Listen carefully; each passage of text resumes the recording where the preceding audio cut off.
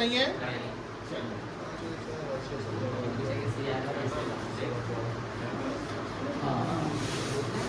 CRR का full form क्या है? प्राची आप बताओ, CRR का फुल फॉर्म क्या है?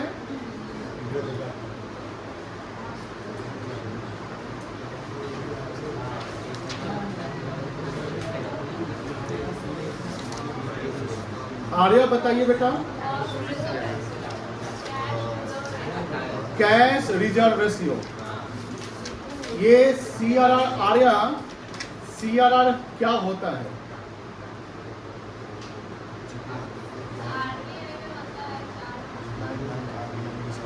रेट याद नहीं करना, रेट पूछेगा नहीं, मतलब कौन करता है?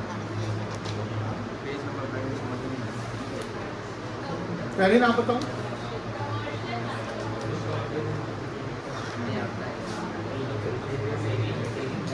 पीयूष तुम बताओ क्या होता है CRR?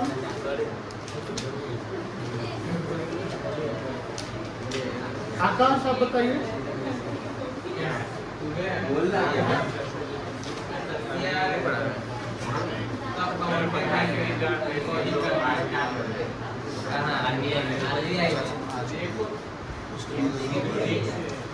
देखो बउआ, देखो क्या बोलो क्या होता है CRR?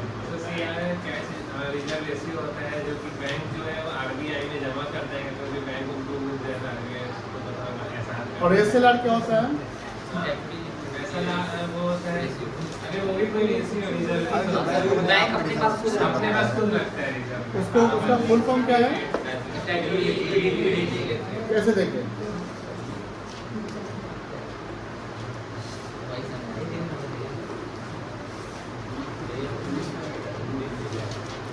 ये है बैंक, ये क्या है?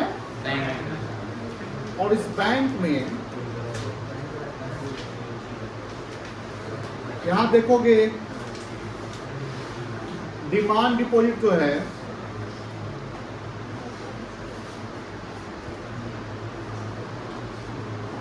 ₹5 लाख करोड़ का है।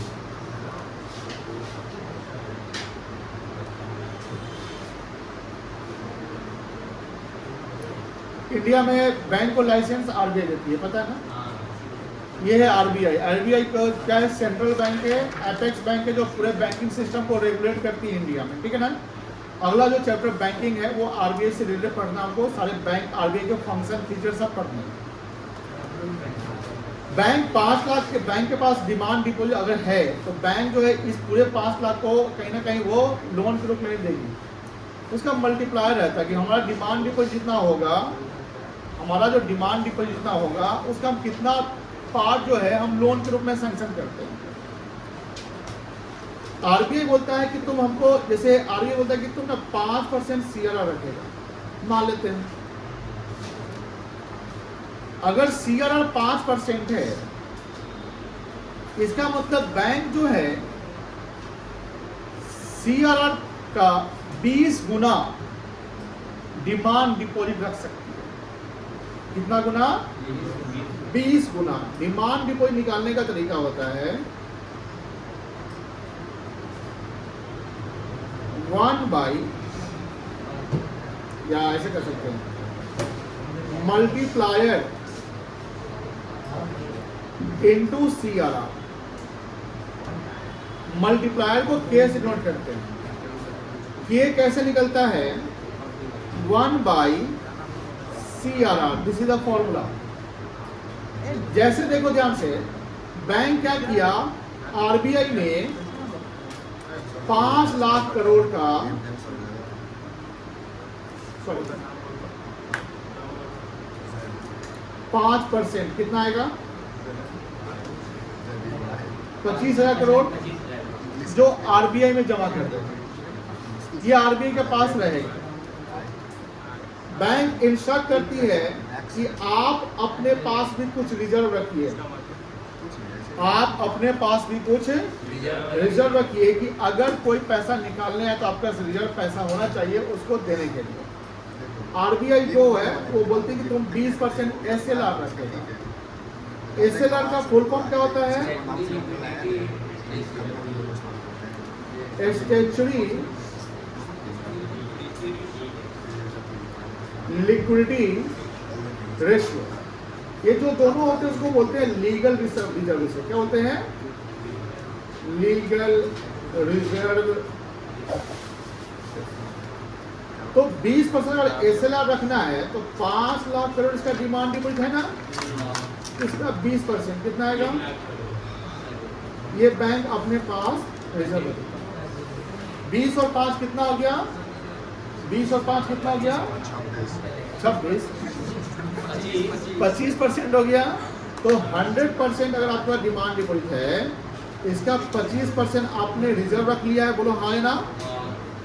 ये रिजर्व में क्या क्या आ गया? प्लस एसएलआर कितना आएगा?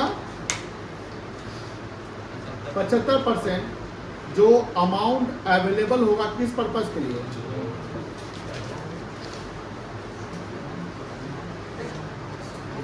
Amount available for loan. कोई दिक्कत नहीं है, क्लियर है? Yes, sir. तो सीआरआर एक रिजर्व होता है जहां बैंक आरबीआई के पास अपने डिमांड टोटल डिपॉजिट का कुछ परसेंटेज डिपॉजिट रखती है।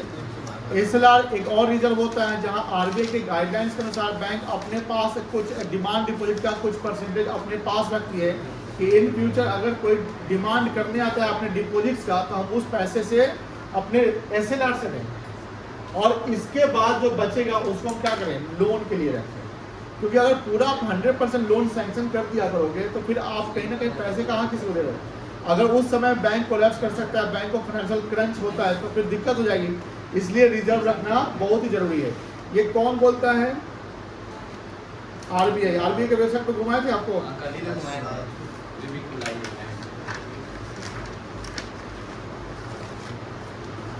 यही ना, ये नया वेबसाइट आ गया।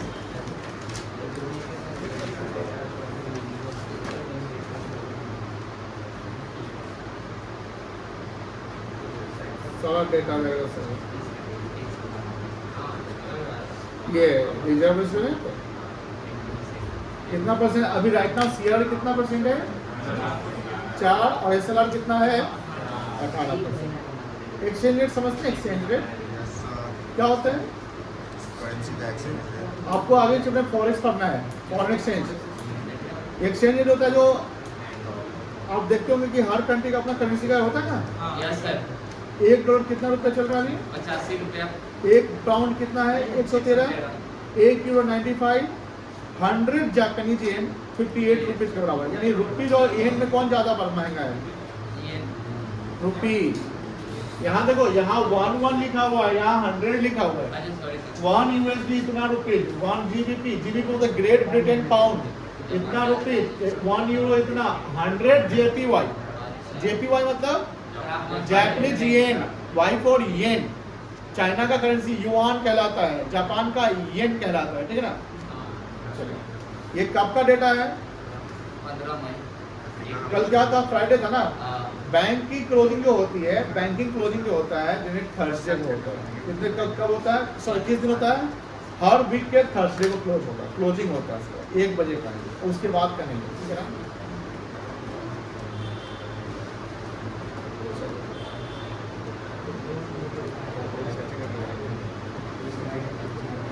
ये देख लिए थे? बोलो हाँ या ना। हाँ, कल इंटर बैंकिंग क्लेम पढ़ाए थे। इंटर बैंकिंग क्लेम क्या होता है? जहाँ एक बैंक का पैसा दूसरे बैंक में, ब्रांच में, सेम बैंक में, दूसरे ब्रांच बैंक में। तो यहाँ बात होती है कि एक बैंक का पैसा दूसरे बैंक में है, तो आपने देखा होगा कि मनी सप्लाई में जो बैंक पैसा कॉमर्शियल बैंक के पास होता है वो मनी सप्लाई का पार्ट नहीं होता है। Money held by people of a country at A point of time, ये होता है। But it does not include the money held by RBI, it does not include the money held by commercial bank, it does not include the money held by government of India, because these are the money supplier in the economy. तो यहाँ पर अगर एक bank ने दूसरे bank को जमा कर दिया पैसा, तो that is called the inter banking claim, कि वो बैंक फिर क्लेम करके पैसा ले सकता है। जिसमें कॉल मनी होता है कि बैंक को अर्जेंट कभी जरूरत है तो दूसरे बैंक से पैसा ले लेते हैं, बट वो पैसा पब्लिक का ही है। तो बैंक के पास जो पैसा या बैंक ने किसी बैंक में जमा किया तो वो इंटर बैंकिंग क्लेम होगा, जो मनी सप्लाई का पार्ट नहीं होता है, मनी सप्लाई का पार्ट नहीं होता है। बट हाँ ये कह सकते हैं कि जब हम डिपॉजिट की बात करते हैं तो डिपॉजिट में जो डिमांड डिपॉजिट होता है उसके दो पार्ट कर दिए, एक ग्रॉस और एक कर दिया नेट। तो ग्रॉस डिमांड डिपॉजिट में इंटर बैंकिंग क्लेम जो है वो इसका पार्ट माना जाएगा, बट जब नेट डिमांड डिपॉजिट करेंगे तो उसमें इंटर बैंकिंग क्लेम का पार्ट वो नहीं होगा। The difference between gross demand deposit and net demand deposit is called inter banking claim. Gross demand deposit minus inter banking claim equals to क्या आ जाएगा? अगर सिर्फ डिमांड डिपॉजिट बोला जाए तो सर डिमांड डिपॉजिट को क्या बोला जाएगा, क्या ग्रॉस बोला जाएगा कि नेट बोला जाएगा? तो आप बोलेंगे उसको नेट बोला जाएगा। क्या बोला जाएगा? नेट बोला जाएगा। And demand deposit is a part of money supply. M1 याद होगा, मनी सप्लाई के कॉम्पोजिशन में M1 होता है, M2 होता है, M3 होता है और M4 होता है, but you have to study only M1। M1 को नैरो मनी कहते हैं। क्या कहते हैं? नैरो मनी कहते हैं। याद है ना? कल ही पढ़े थे। कहाँ गया? हाँ नैरो मनी कहते हैं। और M1 में तीन चीज आता है, C आता है, C for coins and currency, DD आता है, DD मतलब डिमांड डिपॉजिट। इस डिमांड डिपॉजिट में दो डिपॉजिट आएगा, primary deposit, secondary deposit. But ये ध्यान रखना है कि कोई पब्लिक का पैसा FD टर्म डिपॉजिट में है। टर्म मतलब क्या होता है? पीरियड। जैसे FD करते हैं तो वो एक पार्टनर पीरियड के लिए रहता है, जैसे 5 साल, 4 साल, 2 साल के लिए। तो टर्म डिपॉजिट जो है कहीं ना कहीं वो डिपॉजिट तो है, बट वो डिमांड डिपॉजिट का पार्ट नहीं माना जाएगा। Only the deposit held by people in a saving account, only the deposit held by people in a saving account is a part of demand deposit और it is the primary deposit. Why primary deposit? क्योंकि वहां पर surplus money आप जमा कर रहे हैं। But जो किसी बैंक ने किसी को लोन दे दिया, मनी क्रिएशन ऐसी होता है कि आपका पैसा मुझे मिला, मान लो कि 1 लाख आपने हमारे यहाँ जमा कर दिया, इस 1 लाख में 25% रिजर्व हटा दिया, बचा कितना? 75। हमने 75 इनको लोन सैंक्शन कर दिया। अब इनका पैसा जो लोन का ये भी तो डिमांड हमसे कर सकते हैं बैंक के, तो इंडिया के लोन अकाउंट खुल जाएगा कि अब 75,000 का हमने इनको लोन दिया है तो 75,000 हमसे जो डिमांड करके पैसा यूज कर सकते हैं। और वो कितना हमसे मांग सकते हैं? 1 लाख। तो यहाँ 1 लाख वो मांग सकते हैं, 75,000 ये मांग सकते हैं। तो दोनों डिमांड डिपॉजिट का पार्ट यानी 1,75,000। बट रियल में मेरे पास तो 1 ही लाख रुपए थे। मनी क्रिएशन ऐसी होता है, एक क्रोनोलॉजी होता है कि मनी से मनी। जैसे देखते होगे शेयर मार्केट, सुनते हैं ना शेयर मार्केट। अब शेयर मार्केट कोई शेयर खरीद दिया, अब उसी का वैल्यू बढ़ रहा है, बढ़ रहा है, बढ़ रहा है। अब बताइए 1 लाख का शेयर 2 लाख हो गया। अब बताइए वो क्वांटिटी तो वही है। आपने अगर मानो कि 1,000 शेयर खरीदा, उसका 1 लाख वैल्यू था, कल 1 महीने बाद वो 2 लाख का हो गया। क्वांटिटी तो आपके पास 1,000 शेयर ही है ना, बट वैल्यू कितनी हो गई? 2 लाख। वही इन्फ्लेशन जो होता है जिससे मनी क्रिएट होता है। बात समझा नहीं ना? इन्फ्लेशन से क्या होता है? मनी आपका क्रिएट। तो बैंक भी मनी क्रिएट करती है। चलिए तो यहाँ M1 में 3 आप में थोड़ा सा एक्साइटेड रहते हैं, जब सवाल पूछते हैं तो आप चुप हो जाते हैं। Don't be excited. C, DD and OD। C मतलब coins and DD demand deposit जान के, OD में अदर डिपॉजिट आ गया था जिसमें बोले थे कि IMF जो इंटरनेशनल मॉनेटरी फंड है उनका पैसा RBI में जमा है, वर्ल्ड बैंक है उनका पैसा RBI में जमा है, या कोई भी जो मतलब फॉरेन कंट्री है उनका इन्वेस्टमेंट RBI में, मतलब RBI में उन्होंने जमा रखा है या लोन दे दिया, तो this will be the part of demand deposit. But ये ध्यान रखिएगा कि एक बैंक ने RBI में जमा रखा है तो वो डिमांड डिपॉजिट का पार्ट नहीं होगा। एक बैंक ने दूसरे बैंक में जमा रखा है वो भी डिमांड डिपॉजिट का पार्ट नहीं होगा, वो ग्रॉस का पार्ट होगा बट मनी सप्लाई में नहीं। यहाँ जो DD की बात करेंगे तो यहाँ नेट आएगा कि ग्रॉस आएगा? यहाँ जो DD होगा वो नेट होगा, ग्रॉस होगा, नेट होगा, कोई दिक्कत नहीं है। और OD समझ गए, प्राइमरी सेकेंडरी समझ गए। ये फ्लोचार्ट को समझाते याद है? अरे ये फ्लोचार्ट समझाते कल याद है? CRR पता है ना? Every commercial bank must maintain the reserve. अच्छा कहाँ है? 4% बिल RBI है ना, वो अपना तो लीगल है। ऐसे सवाल जब बनाएंगे तो आपको 4% ही देगा ऐसा नहीं है, वो 8%, 10%, 20% भी कर सकता है। लेकिन ध्यान रखिएगा, आप लॉजिकली बताइए सपोज करिए कि आरबीआई बोलता है कि तुम 5% रिजर्व रखेगा, CRR रखना है 5%, तो बैंक एक कोई ना कोई अमाउंट लोन देती होगी। रिजर्व का मतलब उतना लोन आपको नहीं देना है, वो तो रिजर्व सेट असाइड, रिजर्व में तो सेट असाइड करना होता है। अब मान लो कि बैंक आरबीआई बोलता है कि तुम 5 से ना 10% कर दो, पहले तुमको 5% रखना था, अब तुम कर दो 10%। मुझे बताओ CRR यहाँ बढ़ गया, CRR के बढ़ने से बैंक लोन ज्यादा सैंक्शन करेगी कि कम? कम। उनका डिपॉजिट कम जाएगा, वो लोन और सैंक्शन करेंगे नहीं, कम करेंगे, तो डिमांड कितना हो जाएगा आपका? कम। तो higher the CRR, lower the demand deposit, lower the CRR, higher the demand deposit। जैसे अभी जो आरबीआई की मॉनेटरी पॉलिसी आई थी, समझिए प्रैक्टिकली हम समझा रहे हैं आपको, तो आरबीआई की मॉनेटरी पॉलिसी में जैसे जनरली जो आरबीआई रेट चेंज करती है, तो रेट वो 1-2% से चेंज नहीं करती है, पॉइंट से करती है, 0.25, इतना 0.5 बहुत हो गया, 0.5, उससे ज़्यादा वो चेंज स्टैटिस्टिक्स में डेटा रिलीज आपको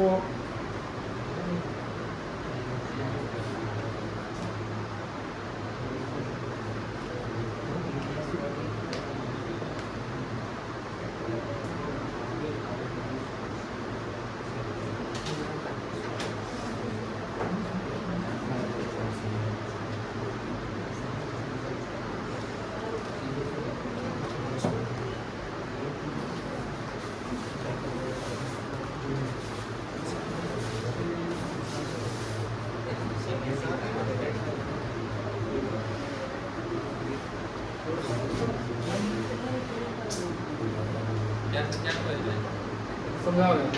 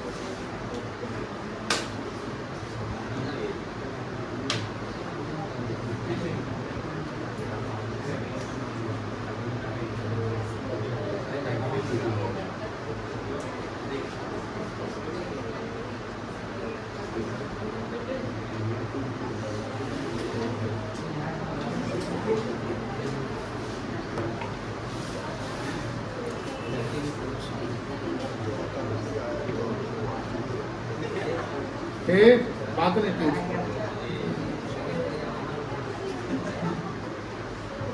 रूपक क्या कर रहा है?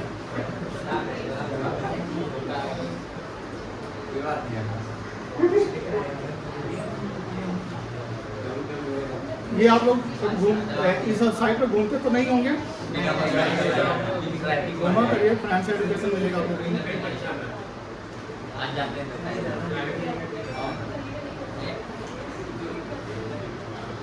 घूम रहे मिल नहीं रहा हमको डेटाबेस।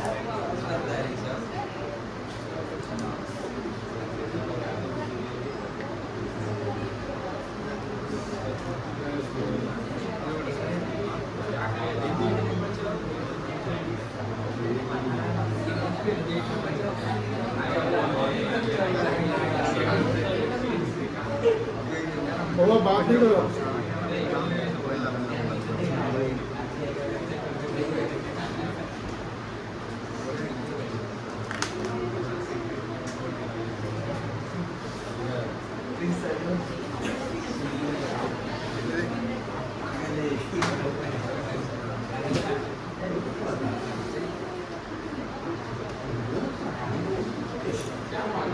देखो ये देखो अभी CR कितना है?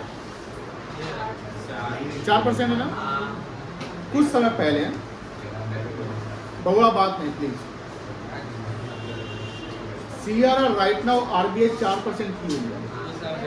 कुछ समय पहले CRR जो था वो था 4.25%। उससे पहले CRR था कोविड से पहले का समय में 4.5%। ये जो अगर 0.25% घट रहा है ना, तो इसको बोलते हैं, जो 0.25 है तो इसको बोलते हैं 25 बेसिस पॉइंट। अगर बोला जाए कि 25 बेसिस पॉइंट घट गया या 25 बेसिस पॉइंट बढ़ गया तो उसको 0.25 कहेंगे। यानी 100, जैसे 100 मतलब परसेंट हुआ ना, परसेंट मतलब 100, तो बेसिस पॉइंट अगर 10 बेसिस पॉइंट बोलेगा तो 0.10%, 0.5 बोलेगा तो 50 बेसिस पॉइंट बोलेगा तो 0.5%, 25 बेसिस पॉइंट बोलेगा तो 0.25। यानी RBI जो है समय समय पे यानी कि 4.5 से 4 पे आया है। मतलब कि पहले डेटा जो रहा होगा ऐसे स्टेट्स रहा होगा कुछ समय तक, फिर घटकर थोड़ा सा यहाँ आया होगा, अब फिर घटकर थोड़ा सा ये आया होगा। समझ में आ रही है ना? जैसे ये हो गया आपका 4.5, ये हो गया आपका 4.25 और ये हो गया 4%। समझ में घट रहे हैं।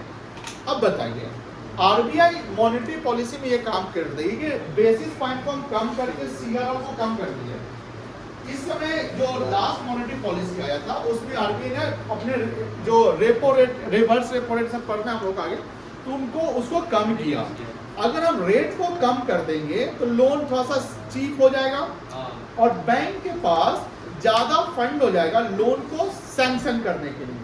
जब लोन ज्यादा मार्केट में सैंक्शन होगा तो मनी सप्लाई मार्केट में क्या होगा, बढ़ेगा कि घटेगा? बढ़ जाएगा। बढ़ने का कारण क्या होगा कि सर मार्केट में या इकोनॉमी में डिमांड नहीं है, मान लो, या डिमांड की कमी है। डिमांड अगर नहीं है तो क्यों नहीं है? क्योंकि सर हो सकता है कि मनी सप्लाई जितना होना चाहिए नहीं है। तो RBI क्या करती है कि डिमांड को बढ़ाने के लिए, डिमांड को क्या करने के लिए, बढ़ाने के लिए RBI अपने रेट को कम कर देती है।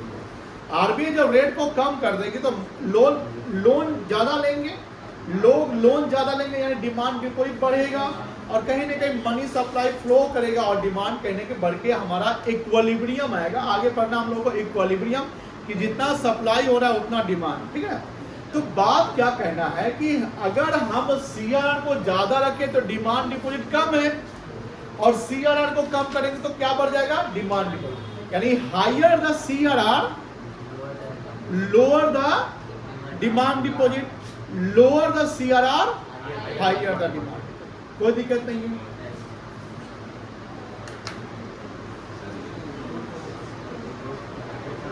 ये समझाया थे, स्क्रीन पर देखो तो इसमें बताओ डिमांड डिपॉजिट कितना होगा।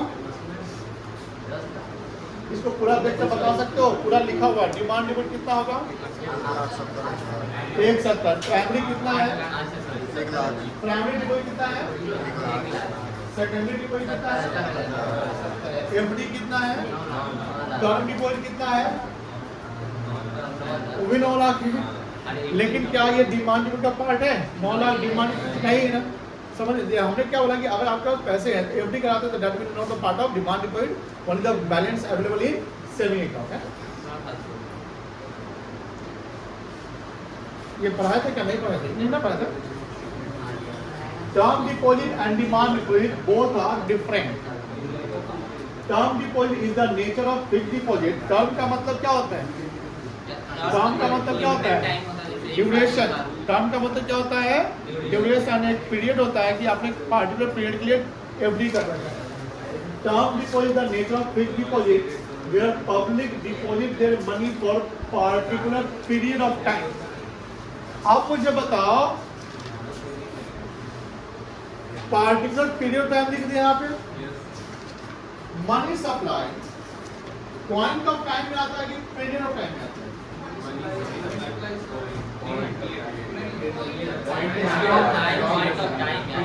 स्टॉक होता है तो स्टॉक मतलब point of time, period time, point of time ना। आप बताइए टर्म डिपॉजिट में तो देखो आज हमने जमा किया, उस समय के अनुसार उससे इंटरेस्ट मिलते 3 साल बाद एक तो एक टाइम डायमेंशन बन गया ना, पीरियड ऑफ टाइम हो गया। That's why FD is not the part of demand deposit, is not the part of money supply. But saving में जो बैलेंस इन है, कैश एट बैंक, क्या है कैश एट बैंक, वो क्या है? जैसे बैलेंस शीट बना तो ना, उठो सब लोग, कैश एट बैलेंस शीट बनाओ कभी? बैलेंस शीट एक ही बच्चा बोला हाँ। अरे बैलेंस शीट नहीं बनाया 11th में। बैलेंस शीट में एसेट साइड में कैश इन हैंड दिखता है, कैश एट बैंक दिखता है, कभी कभी एफडीआर भी दिखता है। बोलो हाँ। एफडी अलग हो गया, कैश एट बैंक। एफडी हो गया वो टर्म डिपॉजिट। अगर मान लो डेटर क्रेडिटर को मुझे पैसा देना है तो एफडी से निकाल कर देंगे कि कैश एट बैंक से देंगे? Cash at bank. अगर बिजनेस मैन तो करेंट अकाउंट से दीजिएगा। तो यही बात होती है कि एफडी पीरियड ऑफ टाइम के लिए है, आप कभी जब मन करे वहां पे पैसा निकालो, ऐसा पॉसिबल नहीं है। चलिए, demand deposit is the nature of deposit where public deposit their money into the saving और करेंट अकाउंट। कोई दिक्कत नहीं है? यहाँ तक कोई दिक्कत है? किताब नया वाला है ना सबके पास? हाँ सर, हम लोग का भी नया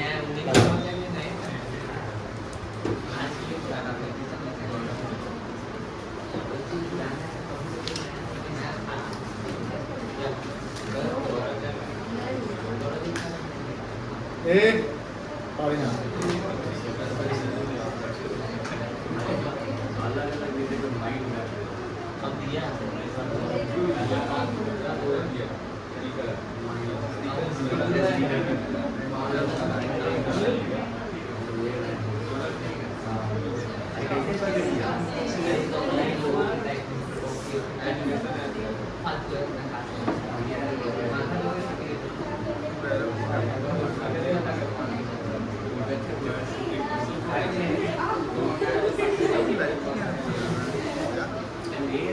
देखो यहाँ पे स्क्रीन पर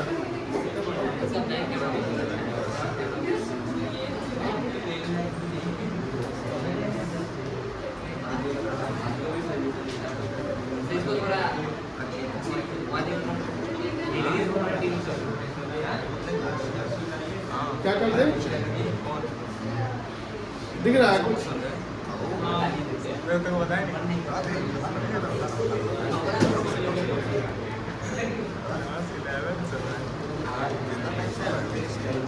बार्टर में क्या था यार? यस सर, क्या था? Commodity to commodity. एक हाथ से लो, दूसरे हाथ से दो। मतलब कि हमको और कुछ लेना है, ये है तो कुछ है उसका। अब अगर इसको हमने ये दे दिया, मतलब कि सेम टाइम में, सुनिए ध्यान से, और प्लीज ध्यान से देगा, सेम टाइम में दो ट्रांजैक्शन ऑफर हो गया। सेम टाइम में दो ट्रांजैक्शन हो गया, सेल का और परचेज का। हमने सेल भी कर दिया, परचेज भी कर लिया। वो सेल भी कर लिया, परचेज भी कर लिया। ये कहाँ पॉसिबल है?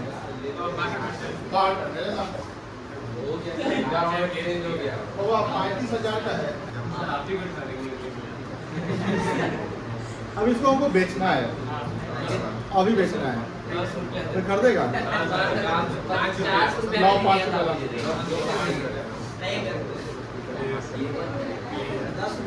5 रुपया नहीं, उसके पास लाओ ना 50 रुपया लाओ। समझ लाओ, जल्दी लाओ, समझा रहे हैं। हम आए, बायर आता है कि सेलर आता है? बायर आएगा, आ जल्दी आप। बेचना आपको मजबूरी है? नहीं, आपको मजबूरी, मजबूरी टीवी बेचना है हमको। छोड़िए छोड़िए,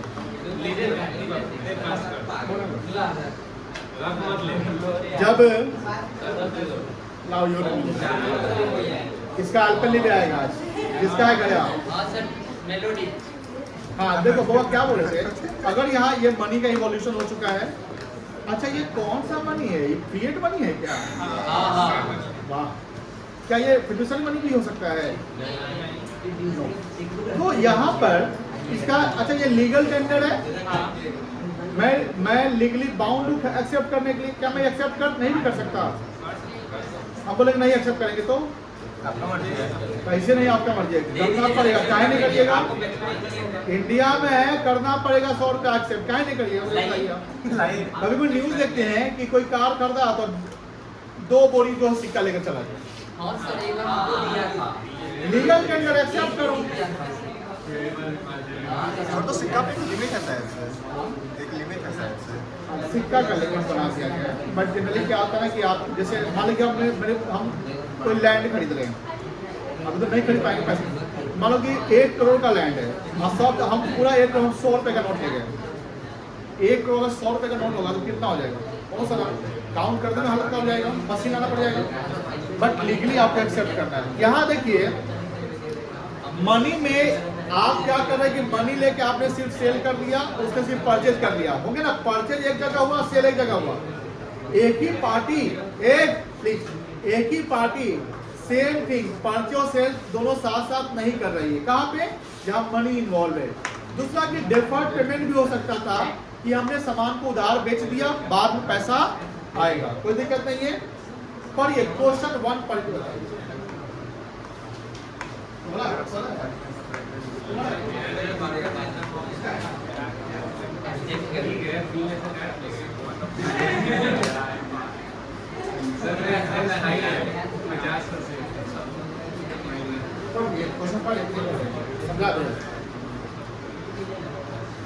पेन कहाँ चला गया? पेन कहाँ कर दिया तुम लोग? देखो सवाल क्या है, इंट्रोडक्शन ऑफ मनी। तो इंट्रोडक्शन ऑफ मनी से पहले क्या था? Introduction money has separated. जब मनी का रोल जहां होता है वहां सेल को और परचेज को क्या करता है? अलग अलग मानता है। हमने सेल किया, हमने कोई परचेज नहीं किया, पैसा ले लिए, उसने परचेज किया, उसने सेल नहीं किया, वो पैसा दिया। बट बार्टर में क्या है? एट 1% सेल और परचेज दोनों कर रहा है सेम टाइम, तब तो बार्टर हो रहा है। Act of sale and purchase, how? ये कैसे है? Under the barter system of exchange, act of sale and purchase of an individual must occur at the same point of time. Barter. To buy a thing, an individual must at the same time sell something. हमको कोई सामान अगर खरीदना है तो उसी समय हमको कोई सामान उसके साथ क्या करना पड़ेगा? बेचना पड़ेगा। यानी एक यहाँ एक्सचेंज जो हो रहा है सेल और परचेज का, वो सेम टाइम हो रहा है। ये कहाँ पॉसिबल है बेटा? प्लीज बात कहाँ पॉसिबल है? Sale and purchase same time में कहाँ पॉसिबल है? कोई दिक्कत नहीं है। Also sale and purchase by an individual must be of equal value. ये भी ध्यान रखना पड़ेगा कि वैल्यू उसकी क्या होनी चाहिए। जैसे वो बच्चा पेन दे रहा था, हमने नहीं, पेन का वैल्यू नहीं हो सकता है, तो हमने क्या क्या कॉपी ले लिया, यही भी बात हो सकती है। With the introduction of money, money क्या है? मीडियम ऑफ एक्सचेंज है, legal currency of that country भी है, and individual can buy a thing with money without selling anything. Clear है ना? At the same time likewise he can sell a thing for money without buying anything. कोई दिक्कत नहीं है। Question clear हो चुका है? पहला सवाल समझो। दूसरा सवाल क्या है? डबल को इंसिडेंस। ये बताओ डबल को इंसिडेंस ऑफ वांट्स कहाँ आता है? बार्टर सिस्टम तो बदलना है। तो double coincidence wants is a typical feature of monetary system of exchange. बताओ ये सही है गलत है? वो तो बार्टर का है ना, मॉनेटरी का तो नहीं है। स्टेट विद ट्रू और फॉल्स। फॉल्स। चलिए थर्ड है, there is no medium of exchange in the barter system. देखो बार्टर से मीडियम ऑफ एक्सचेंज होता है ना, कमोडिटी तो होता ही है। आप एक्सचेंज नहीं करेंगे तभी बार्टर कैसे अप्लाई होगा? सेट विद ट्रू और फॉल्स होगा। जो बार्टर सिस्टम में क्या होता है? गुड्स या C2C पता है ना बार्टर में? C2C का मतलब क्या हुआ? कमोडिटी टू कमोडिटी, यानी हम एक्सचेंज तो कर रहे हैं गुड्स का। कोई दिक्कत नहीं है, समझ गए ना? Yes sir. इसको बना के लाएंगे ना? Yes sir.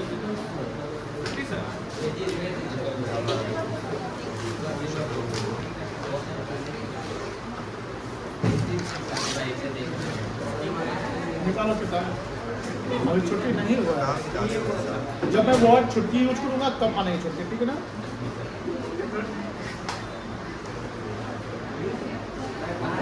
Page number 223 and 224 एक क्वेश्चन आपका 4 से लेकर 8 तक है। सबके पास बुक है क्या?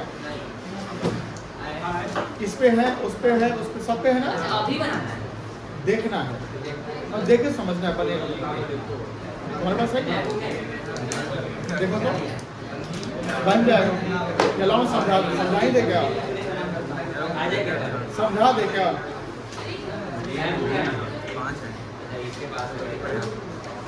यहाँ कितना बुक है? इधर एक बुक है। तुम्हारा पूरा बुक है? पूरा है?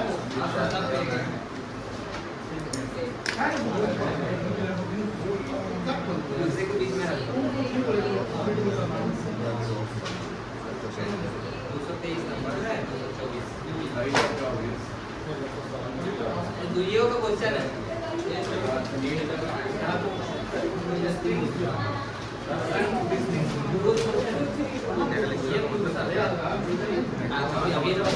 Value of a paper note is what is written on it.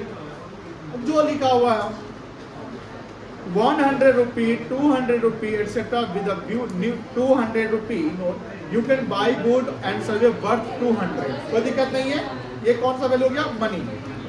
Commodity value देखिए, commodity value of money refer the value of the commodity like metal.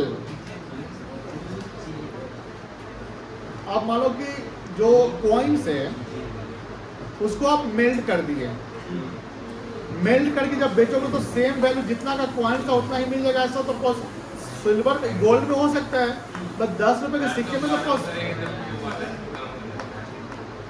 वही बात है। हम ये क्या बोल रहे हैं कि जब आप 10 का सिक्का को मेल्ट करते हैं, मेल्ट करके कमोडिटी बना देते हैं, जब उसको बेचेंगे तो 10 मिलेगा आपको? ऑब्वियसली नहीं मिलेगा। The money is made of it. If coins are made of gold or silver, coins are made of gold or silver, as was the practice in old days. Commodity value of money refers to the market value of gold or silver. समझ गए ना? जो market value चल रहा है वही commodity value. आज 5 ग्राम सिक्के का, सोने का सिक्का का 50,000 है, 10 साल बाद वही 5 ग्राम सिक्के का वैल्यू 50,000 होगा। Not possible. हो सकता है 2 लाख हो जाए, 10 लाख 40 नहीं हो सकता, बढ़ ही जाएगा। वही सिंपल गोल्ड समय के साथ क्या होता है? बढ़ जाता है ना। चलिए आगे कोई दिक्कत नहीं। क्वेश्चन 5 पढ़ के देखिए तो समझ में आ जाएगा। Yes sir. अरे बाटा सिस्टम का है। 2 रुपए का सिक्का आता है, किस चीज़ का बना हुआ होता है? इसमें बहुत सारे एक ही इंग्रेडिएंट्स नहीं रहते हैं, बहुत सारे इंग्रेडिएंट्स बनते हैं।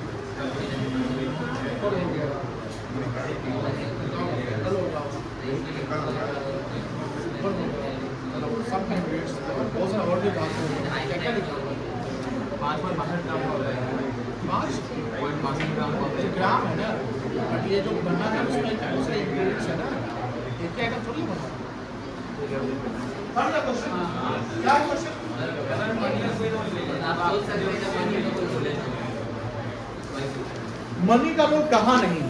जहाँ खरीदे नहीं, बार्टर में नहीं है। सिंपल। बाकी से एक एग्जांपल दे सकते हैं।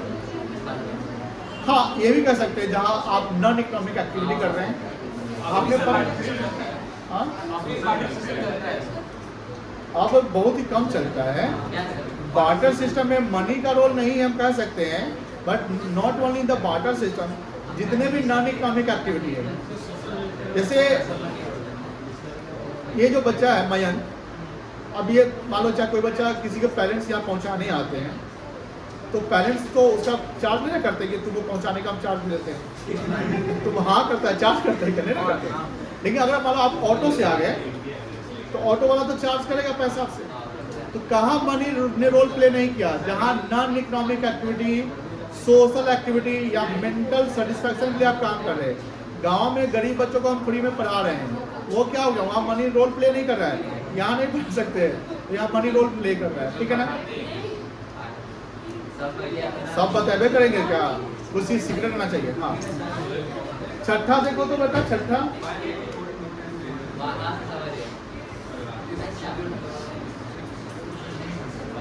ये इंट्रिंसिक वैल्यू समझते हो?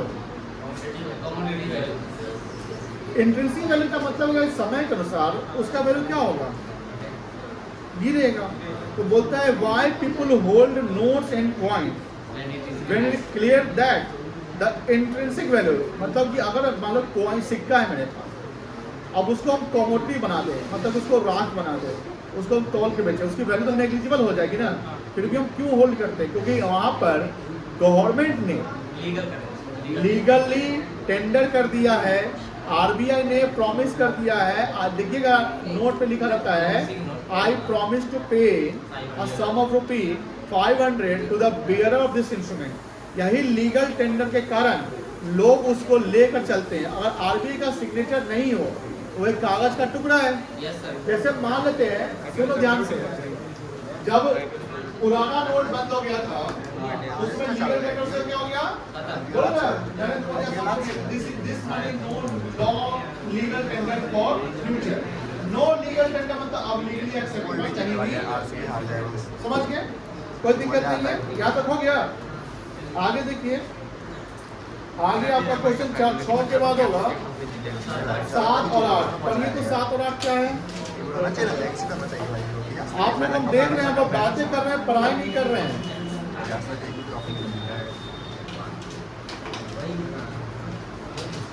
दिख गया?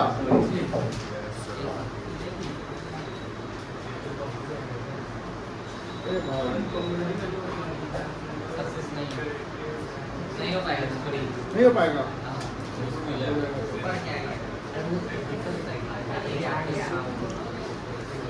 बड़ा हो गया तो फिर कम दे रहा है।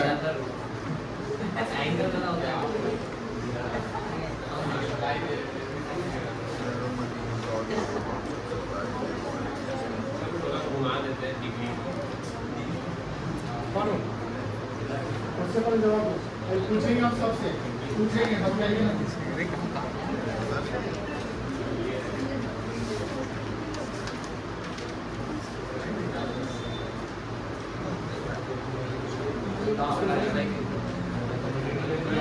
लास्ट टॉपिक है, इसको पढ़ा देते हैं, उसका आपको विदा कर देंगे। Bank money and high powered money, ये आपका 1 मार्क क्वेश्चन आने का चांस इसका है। पूछ सकता है what is bank money, what is high powered money. Bank money जो मनी डिमांड डिपॉजिट का पार्ट होता है, जो पब्लिक का पैसा बैंक में क्या है, डिपॉजिट है। लेकिन जो हाई पावर्ड मनी होता है, जैसे आप जानते हो कि बैंक का पैसा आरबीआई में रिजर्व के रूप में जमा है, तो बैंक का पैसा आरबीआई में जो रिजर्व के रूप में जमा है उसको सीआरआर कहते हैं। ये देखते हैं कि जो पीपुल का पैसा मतलब जो सेविंग में जमा है, कौन से करेंसी जो लोगों के पास अपना है, हर बैंक में एक वॉल्ट कैश होता है। वॉल्ट कैश का मतलब क्या होता है कि अर्जेंट बेसिस पे जब आपको पैसे की जरूरत पड़ेगी तो आप वहां से डायरेक्ट पैसा निकाल सकते हैं। एक कस्टडी होता है बैंक में, एक लॉकर टाइप होता है वॉल्ट कैश।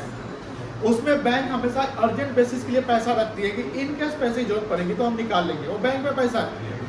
बट ये ध्यान रखिएगा, जो वॉल्ट कैश में जो पैसा पड़ा हुआ है या आरबीआई में सीआरआर के रूप में जो पैसा पड़ा हुआ है, ये दोनों मनी सप्लाई का पार्ट नहीं होगा, बट ये दोनों हाई पावर्ड मनी होगा।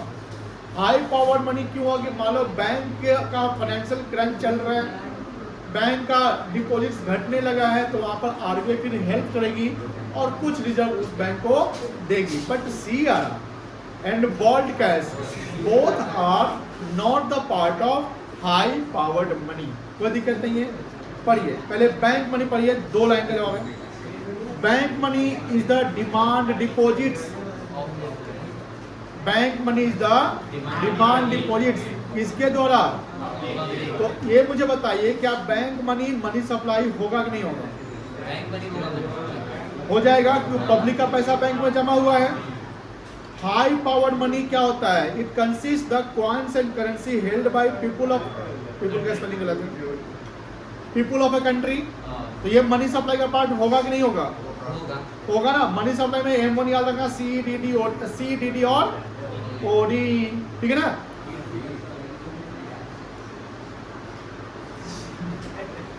रूपक, cash reserve ratio held with RBI, but रखेगा कौन?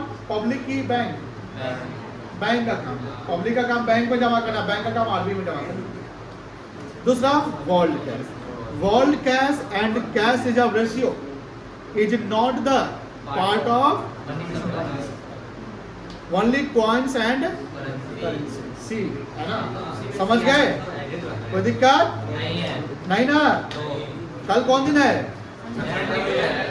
आपको थर्सडे को मनी का चैप्टर कंप्लीट करके, इसका थ्योरी नोट्स लिख के, एक्सरसाइज करके थर्सडे को सबमिट करेंगे।